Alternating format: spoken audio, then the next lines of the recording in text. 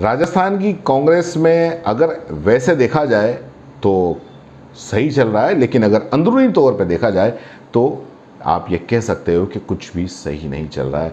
और इस सही नहीं चलने को सही करने के लिए धीरे धीरे कांग्रेस की जो महासचिव हैं प्रियंका गांधी, उनकी राजस्थान की सियासत में भूमिका लगातार बढ़ती जा रही है।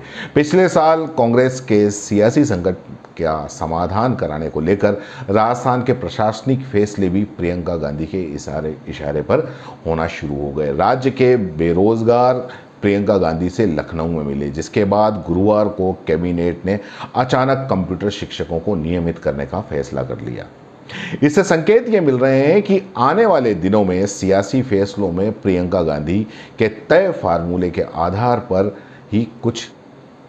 गौरतलब है कि पिछले दिनों पंजाब में प्रियंका गांधी की ओर से उठाए गए सख्त कदम के बाद नवजोत सिंह सिद्धू की पीसीसी वापसी हुई और पीसीसी चीफ बनाया गया। पंजाब में प्रियंका गांधी के हस्तक्षेप के बाद नवजोत सिंह सिद्धू पीसीसी चीफ बने।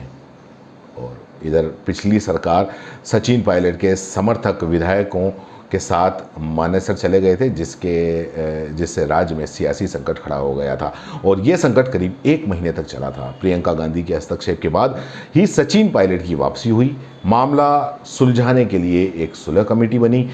प्रियंका के इशारे पर ही तत्कालीन प्रदेश प्रभारी अविनाश पांडे को हटाया गया। तब माना जा रहा था कि राज्य में फिर से चल रहा सियासी संकट जो है उसका विवाद पंजाब की तर्ज पर प्रियंका गांधी के दखल के बाद ही खत्म होगा। और बताया जा रहा है कि इसको लेकर दिल्ली स्तर पर होमवर्क भी हो चुका है। कोरोना काल के दौरान कांग्रेस महासचिव प्रियंका गांधी तत्कालीन शिक्षा मंत्री रमेश पोखरियाल को सीबीएसई की परीक्षाएं रद्द करने को लेकर पत्र लिखा था। इसके बाद मोदी ने मीटिंग करके सीबीएसई की परीक्षाओं को रद्द किया। इसी के आधार पर राजस्थान में भी बोर्ड परीक्षाओं को रद्द करने का सरकार पर दबाव बना था और सीबीएसई परीक्षाएं रद्द होने के अगले ही दिन राजस्थान सरकार ने 10वीं और 12वीं की बोर्ड परीक्षाएं रद्द कर दी थी। अब तीसरी बात और करें तो राज्य सरकार में पिछले कंप्यूटर शिक्षकों की भर्ती संविदा के आधार पर करने का फैसला किया था। बेरोजगार कंप्यूटर शिक्षकों ने राज्य सरकार के इस फैसले का जमकर विरोध किया। सोशल मीडिया के माध्यम से अभियान चलाया गया और दिल्ली में कांग्रेस कार्यालय के बाहर धरना दिया गया। यूपी और दिल्ली में पड़ाव किया, लेकिन कांग्रेस और राज्य सरकार के स्तर पर कोई सुनवाई नहीं हुई।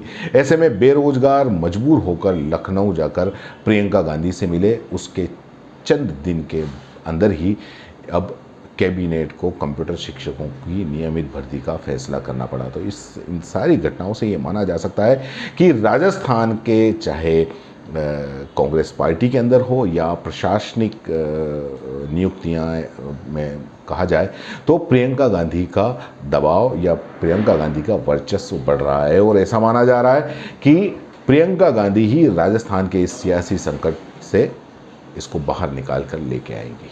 सीबीसी न्यूज राजस्थान की यह खबर आपको कैसी लगी नीचे कमेंट करके जरूर बताएं।